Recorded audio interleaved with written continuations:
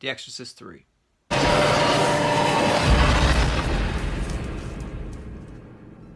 In 1973, William Peter Blatty directed The Exorcist, which became one of the best horror films to date. It also won the Academy Award for Best Adaptation. In 1983, he wrote a sequel to The Exorcist titled Legion, which he then adapted in 1990, titled The Exorcist 3. The Exorcist 3 follows Detective Bill Kerman as he unravels all the mysterious murders of the people who were involved in the first film. Burke Dennings, who called on Damien Karras in the original film, has been found dead, which starts off this whole different spiral of a detective story with a hint of psychological horror.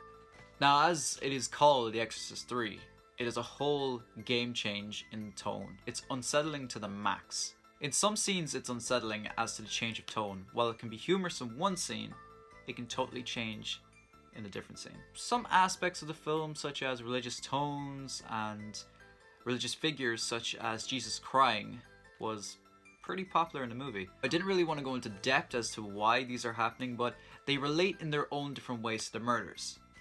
We don't get to see anything, which is what I respect about Blatty. He doesn't show anything. In modern horror films, we get to see everything from the splatter of the murder to everyone's reaction to the corpse. But in this movie, we sometimes don't even get any glimpses of to what has happened. In a scene where a priest was killed in a confession booth, we don't even get to see the body. We only see Bill's reaction, which in fact is still more terrifying.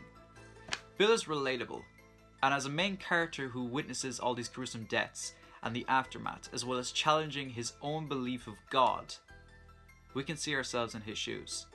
In the first film, Damien Karras really challenges his fate as a priest. I need out, I'm unfit.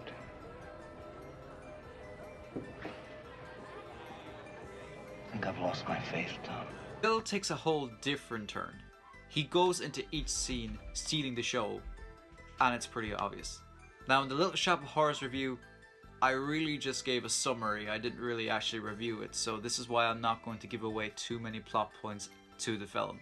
I really want you to watch this film. During a scene, we meet our antagonist of the film, which is known as the Gemini Killer, which turns out to be Brad Dourif, who was also in the Child's Play series. Brad Dourif switches right back to Damien Karras. It's a wonderful life. Which, as a character who we looked up to and seen as a symbol of hope and as a man of God in the first film, we see him in detail talk about as himself as the Gemini Killer killing a woman, which takes away our view of him and how much of a symbol of hope we saw him as. At the city dump.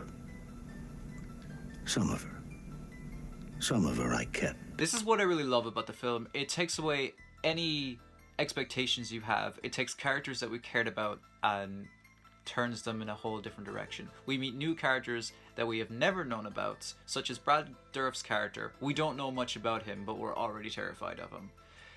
Bill in himself, we've never met him before, but we are slowly becoming more attached to his character and to why we want him to make it through this detective story.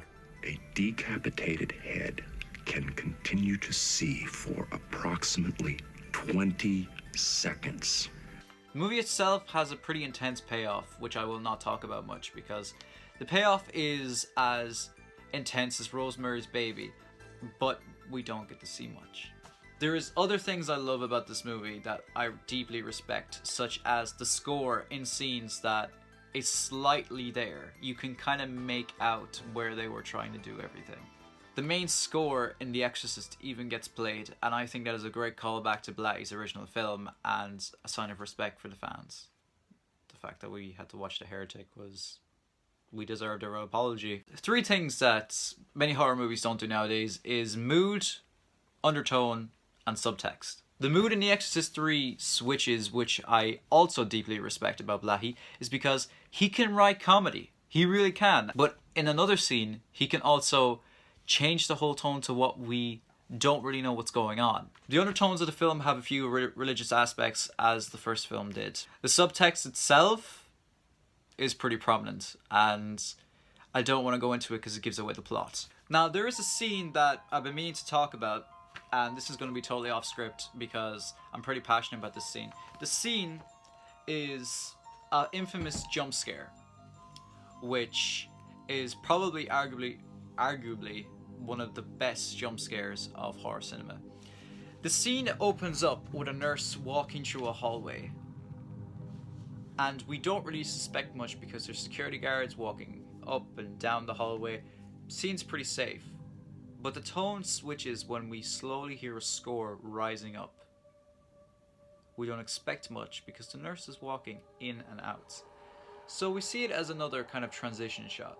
She goes into one of the rooms and the patient just has an argument with her.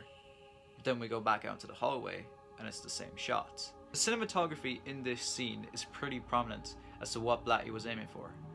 He was aiming for a simple shot that would slowly bring us in, giving us a sense of hope as to maybe it's just another transition shot into a different scene. Slowly and slowly the security guards start separating from the scene, and we slowly get a glimpse of the nurse closing a door. When she turns to go back to her nightstand, a figure emerges from the door, chasing her and to be headed off screen. That shit was scary. We do not get that many scares in modern horror films. This was even off guard. This is a jump scare. He did not rely on the score. The score was just there to set the scene as being tensed. He didn't bring it up as usually as a bam bam ba, and I really respect him for that. He didn't really just do it for the sake of being scary. It mattered to the story, and he did it without us expecting anything. The whole scene itself was pretty impressive from a camera angle. The dramatic zoom in and the sound of children crying, just that whole scene caught everyone off guard. I have seen people talk about how much this scene has affected them, and some of them were in theater while this movie was being screened. And the fact that the whole room just yelled shows that Blatty was getting what he was aiming for. Even the figure themselves covered in a white sheet, that was pretty unexpected, and even though it was a simple kill, it was the direction and the cinematography and the score which really scared the shit out of me. If you think of it such as Sam Raimi's The Evil Dead or George A. Romero's Dawn of the Dead, you can really kind of see how they switch the tone and the story in each movie to get it more different from each other, but in the same way, as they're slowly connected to each other, which is confusing to kind of talk about, but being passionate about films, I can really see where he was going for.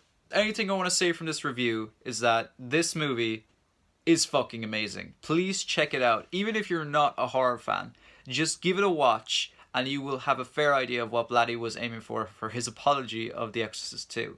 The Exorcist 1 and 3 are semi-connected. If you have seen the first film and thought that was terrifying, hold your fucking shit together because this movie has way more to offer. I want to thank you guys for watching this so much, and I'm hopefully going to review the Of the Dead series by George A. Romero, and I'll just see how this goes. I'm not really sure what I'm going to do with these videos, but it's been hard to record for them because I haven't really found the time to basically go into depth of these films. I just kind of watch them at the moment and I'm trying to get a fair idea of the plot and the cinematography, but some films I really pay attention to the direction and behind the camera stuff, so that's what I'm really aiming for these videos. So I want to thank everyone who's watching this right now, and I shall see you in the next video. So, Sam, it's done.